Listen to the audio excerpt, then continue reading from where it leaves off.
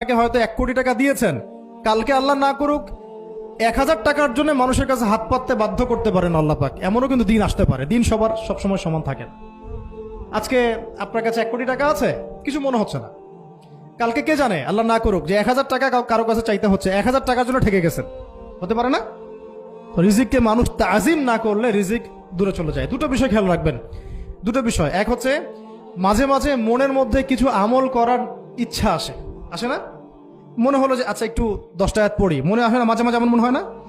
ওই সময় এই যে মনের মধ্যে যে এই ইরাদাটা জাগ্রত হওয়া, এটাকে আমরা বলি ওয়ারিদ। অন্য ভাষায় আপনি বলতে পারেন মেহমান। কি বলতে পারেন? এটা আল্লাহর পক্ষ থেকে আপনার কলবের মধ্যে মেহমান হিসেবে এসেছে। এখন আপনি যদি আমলটা করেন, সেই মেহমান বারবার আপনার কলবে আসবে। যদি আপনি ওই সময় আমলটা না করেন, মেহমান চলে যাবে। মেহমান অসম্মানিত হলে পরে আর আসবে না।